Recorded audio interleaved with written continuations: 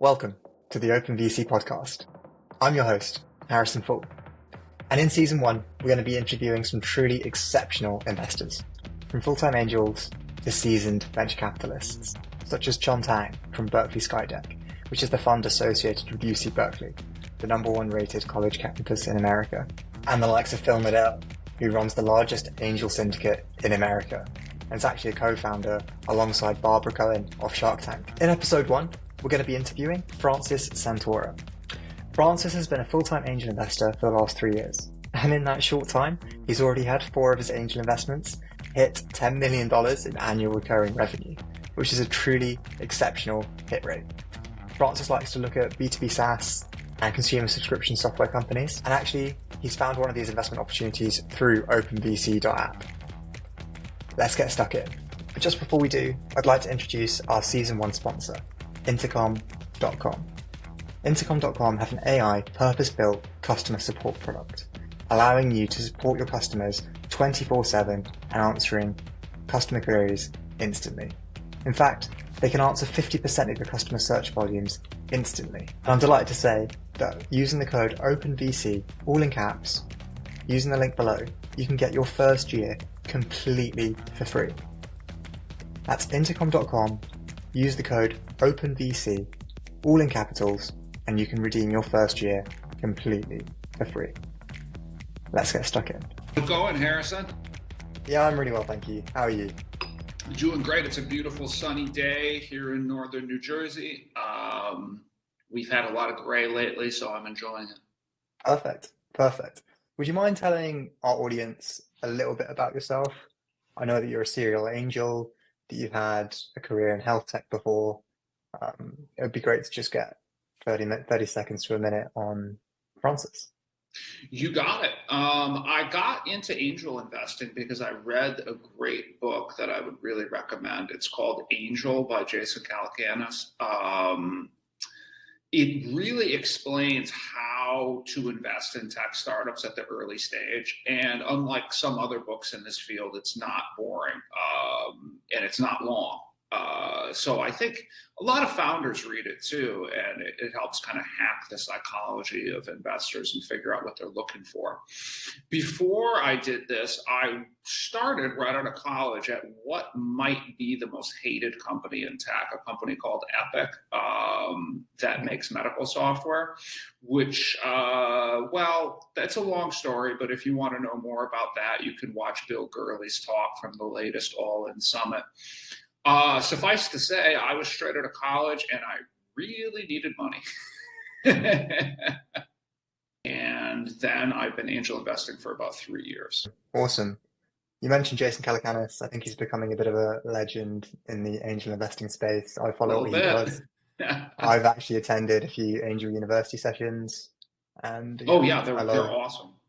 Yeah, really good, very valuable to anyone looking to get into this space. He's quite candid with all the lessons that he's learned and how you can structure your own investment thesis, which brings me on to yourself. On LinkedIn, you said that your primary focus is B2B SaaS and consumer software companies.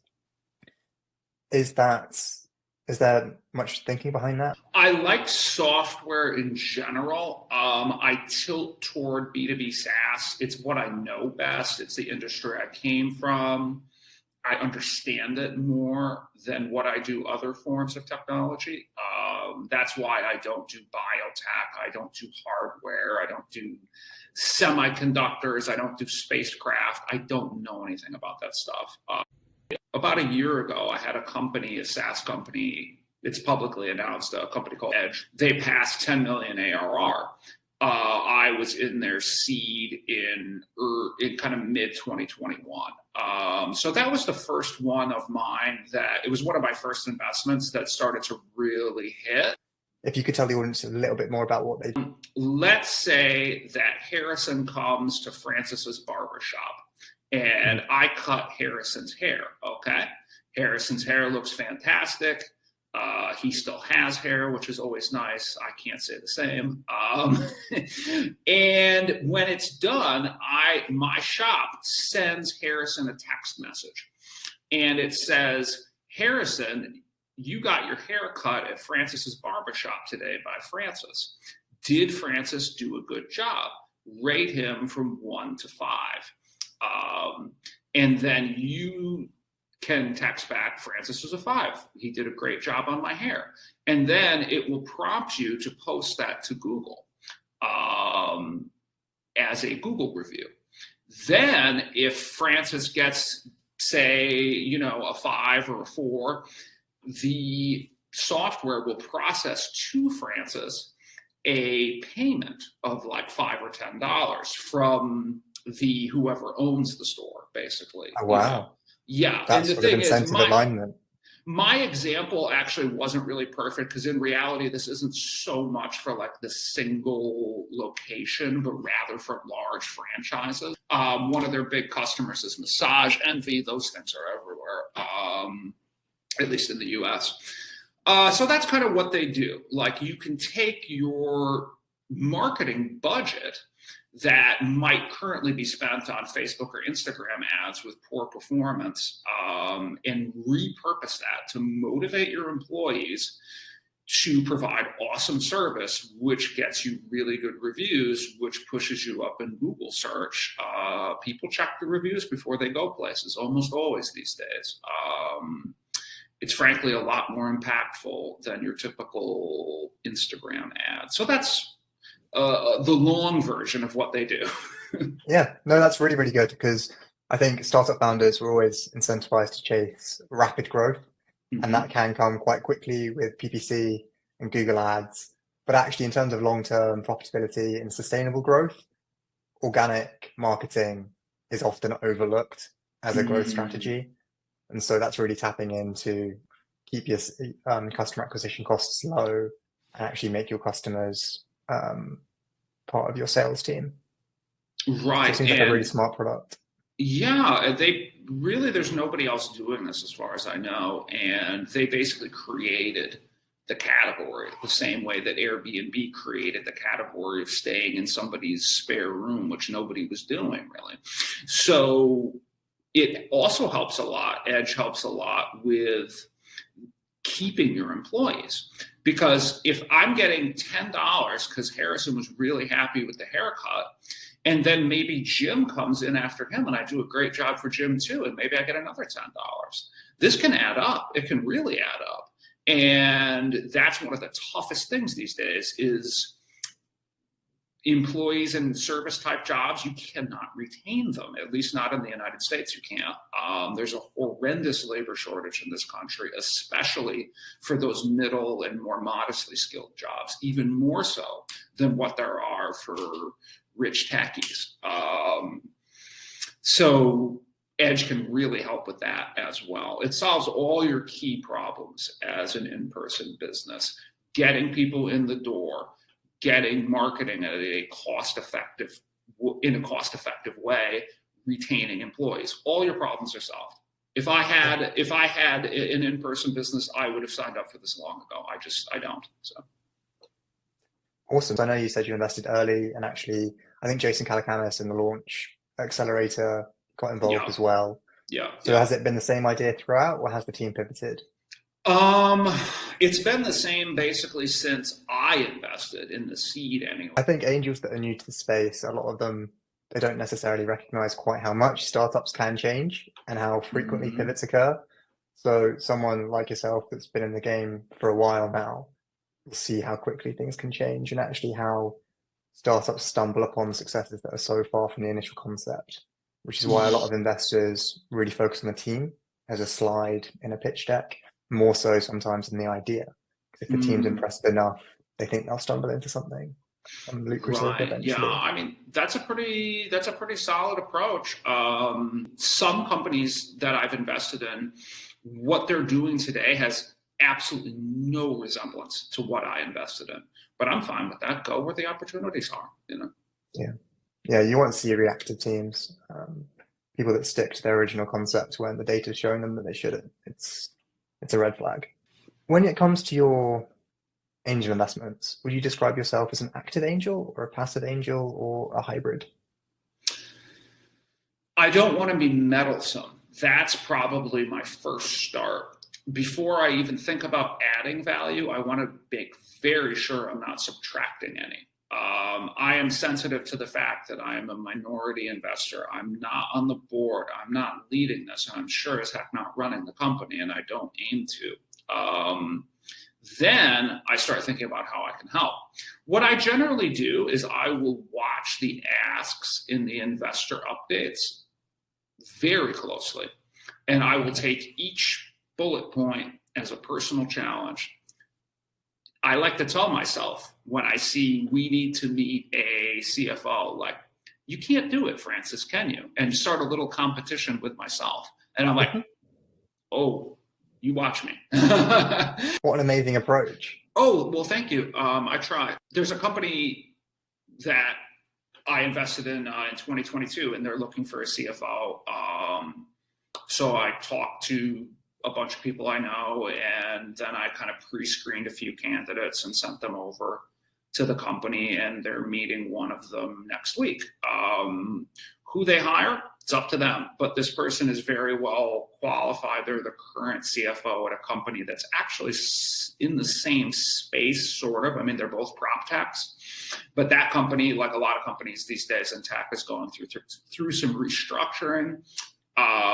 So, that's an opportunity for my company.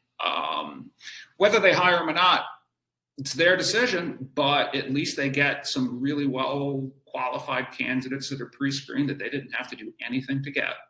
And if they get a little cash too from me along with it, well, then all's the better. Like, I mean, what have you got to lose at that point? Yeah, no, that sounds like a really big value add that a lot of angels possibly don't look to maximize as far as they could do. Networks are so valuable, and if you're in the startup space and you've seen operators over a period of years, you will know the best performers.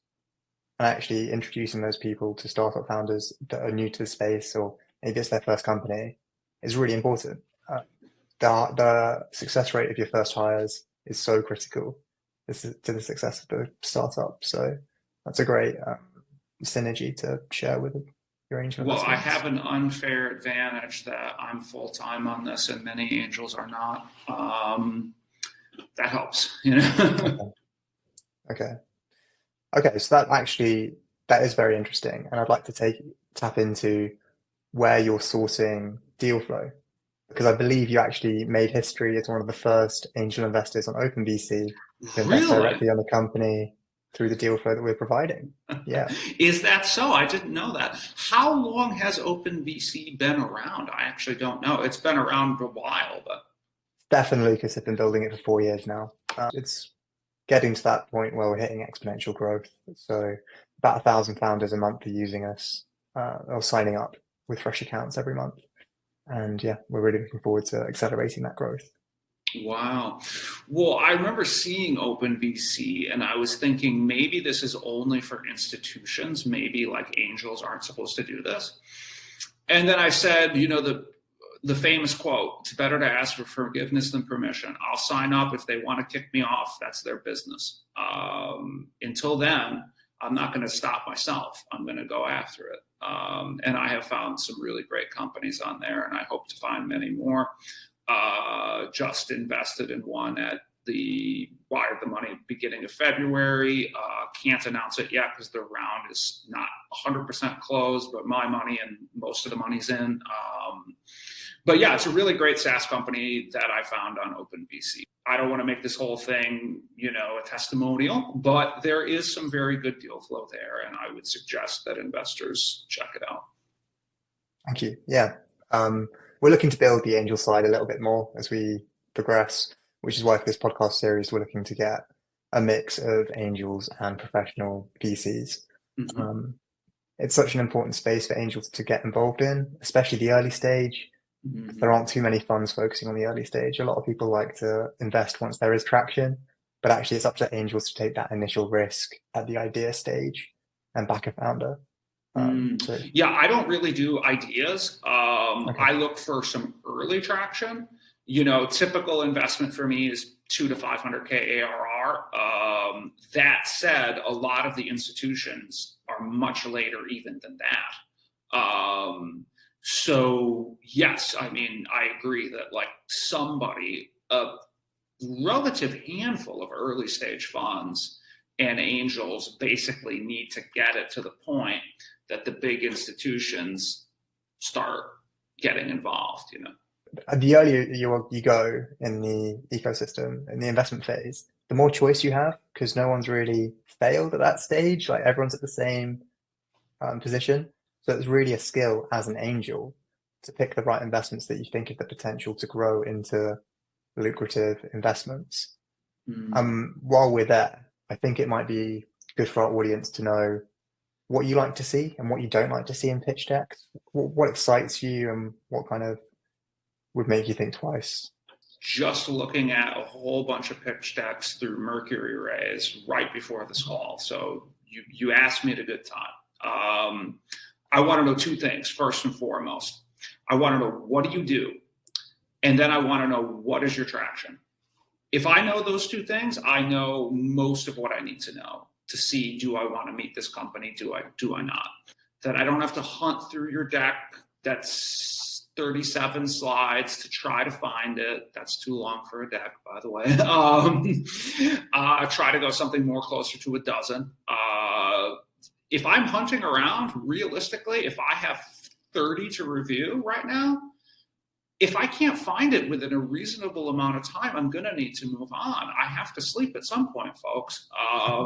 And so do all the other investors. So please, please, please, please, please put that where I can find it and put it close to the beginning. Those are the things that people want to know. No, that's really, really good advice. And actually, it's something I say myself. If your tagline and your traction, like your highlight traction figures, ideally they'd be on your cover slide. It gives me a reason to go through your deck. It instantly helps you stand out from the crowd, and I get a positive impression within the first few seconds of opening your pitch deck, rather than combing through and trying to figure out what exactly it is that you do.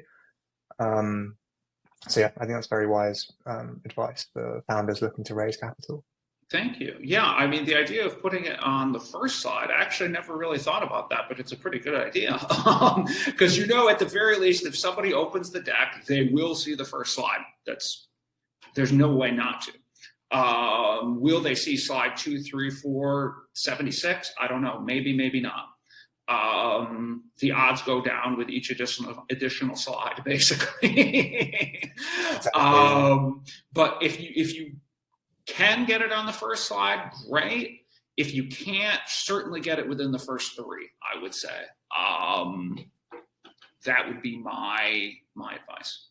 On the flip side, you've been involved with a few startups that have actually gone on to be acquired. And I was just interested, as an angel, what's it like to be in that position? Have you got any advice for other angels that might be going through a similar thing? Have they all been positive experiences, or some of them been a bit harder than others? Well, realistically, if you invested in a company at pre-seed or seed the way I do, and one of your companies is acquired within a year, 2 years, 3 years, it's probably not a huge financial outcome. It's probably more of a small acquisition that finds the team a good home where they can, as they say, rest and vest. They can take a couple years, they can recover from the enormously difficult experience of starting a startup. And when they have some ideas for their next move, I would like to be the first person that they talk to. I want to back a person's company once, twice, 3 times, until we get an Uber or an Airbnb, however long it takes. I want to back people throughout their careers. So long as they did their best, they worked hard, and they kept us reasonably updated, that's all we can really expect. I think we both might have studied the career of Jason Calacanis, and the way he got into Uber was being an early investor in Travis's original company. I think it was Red Swoosh or something like this. Yeah, that sounds which didn't have a big exit. And there was another company of his. I think it was even before Scour or something. Yeah. Yeah. What was it called? Scour? Something like that. I forget. Travis's first company got him sued for $250 billion. Yeah. If that happened to me, I would hide inside of a massive corporate bureaucracy for the rest of my life and pray to God no one noticed me and I never get sued again. I certainly would not have had the moxie to start 3 more companies, because cloud kitchens. Yeah. But that's why I'm not Travis. Yeah. I don't think there are many Travises in this world. No, a lot of tenacity. And our whole job is to find what very few that there are. That's all we do as investors. You mentioned Mercury Raise a bit earlier as a source of deal flow. Mm-hmm. Do you use anything else? Are you plugged into any other areas that you'd recommend other angels also would research and become a part of? I use everything. I'm a member of almost 100 syndicates. My network provides deal flow. My blog, tremendous.blog, gets me in front of people. That provides yet more deal flow. My Twitter provides deal flow. My LinkedIn provides deal flow. OpenVC provides some great deal flow. Mercury Raise. It comes from many directions, and I try to pick whatever is the... You're not maximizing your top of funnel. You're not maximizing your chances of finding those unicorns. I think a lot of angels are actually a bit passive when it comes to maximizing the deal flow, because not all sources are high quality. Very few filter appropriately. A lot of people just try and throw everything at you, hoping that you'll invest in something rather than are long-term aligned. Well, syndicates do that with carry. And I'll tell you, I would far rather have 80% of Uber or Airbnb than 100% of nothing. So I don't shy away from paying those fees. I do some deals direct. I do some deals through syndicates. I've done 2 deals so far this year. I'm pretty sure I've got a third identified. The first one was direct. The second one was through a syndicate. I just did the best deal I could do at that time, and that's, I think, about as good an approach as any. Yeah. It's an odd game because you don't necessarily know if you're a good angel for a while. So you certainly don't. The 3 investments that have become big successes already, what kind of timeline has that happened under? I would identify 4 companies that are either north of 10 million ARR or close to it. And I made the investments in those companies between mid-2021 and mid-2023.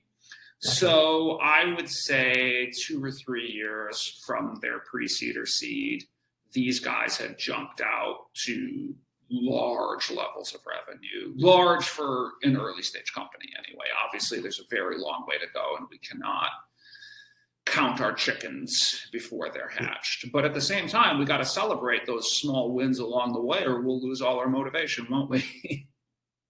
That's really quick. I was expecting you to say more like 6 or 7 years, but to hear that's been 2 or 3, that's very impressive. Lucky. Well, there's that old phrase, isn't it? You create your own luck. So that's what they say. And they say, I'd rather be lucky than good. And yeah, I agree. Would you consider becoming a full-time VC, or do you prefer managing your own money? I do it full-time now, just with my own capital. That said, once I've established a real track record, I would consider raising a fund. I don't know. I can't really tell you now whether or not I'm going to try to do that. Part of me says, yeah, it's a great way to have a bigger impact. Part of me says managing other people's money is a pain in the neck. So I'm not sure what direction I'll go with that. If it could be just a small number of really great investors that I really like, that we get along awesome, that are helpful to the portfolio companies and to me, that have the right expectations and attitude, I would have to seriously consider that.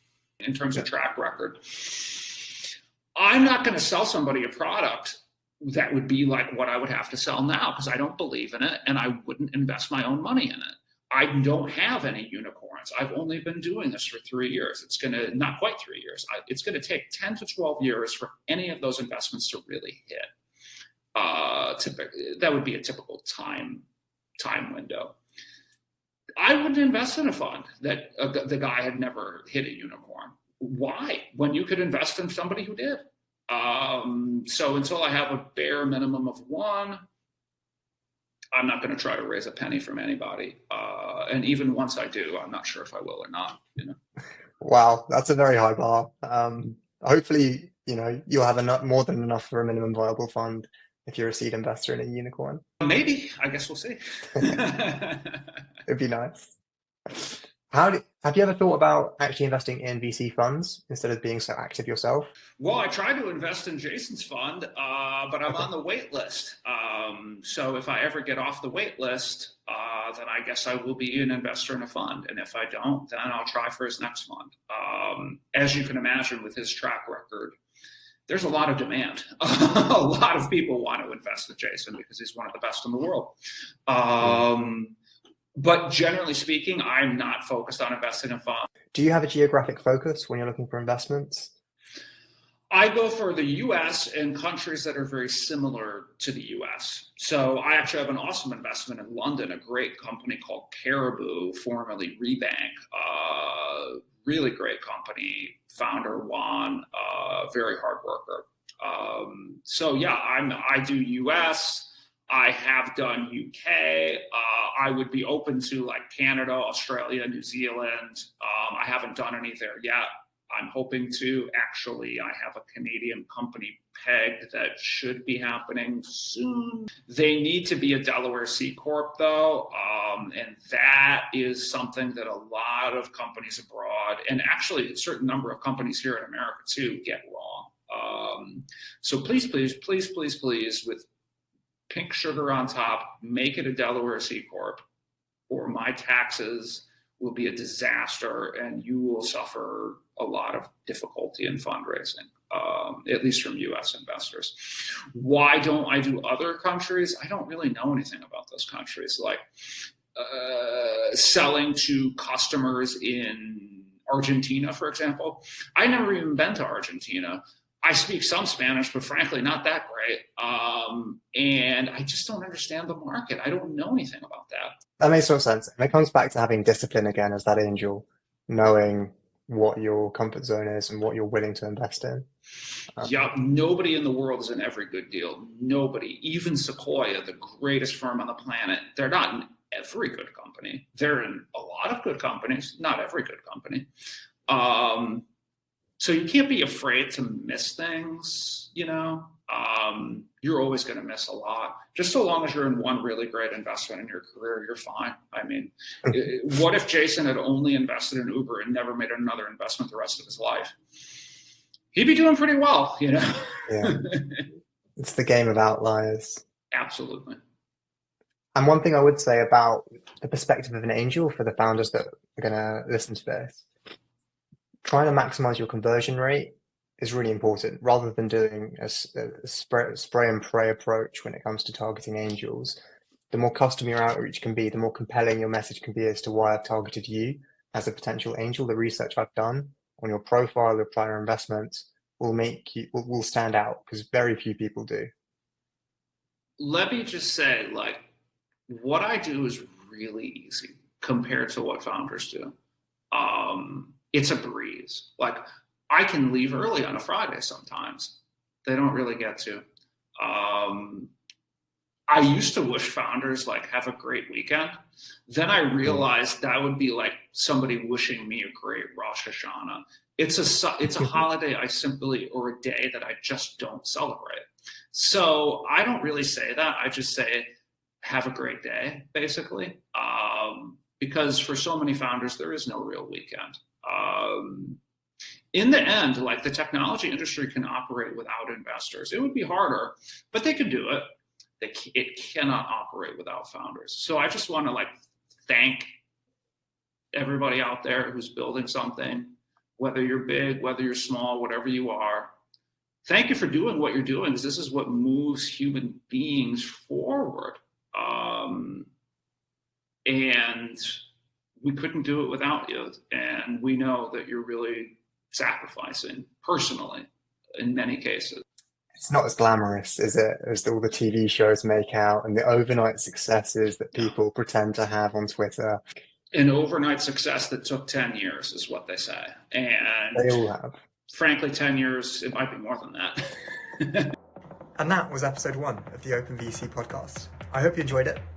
Next week, we're going to be interviewing Chon Tang, who is the general partner at Berkeley Skydeck, the VC accelerator and fund associated with UC Berkeley, which is the #1 rated public college in America. Chon has a really interesting story and runs an incredible fund, which includes the likes of 500 advisors, consisting of the co-founders of both DoorDash and Tesla. And he leverages the 500,000 strong Berkeley alumni to his portfolio's great advantage. I hope to see you next week. Thank you for listening.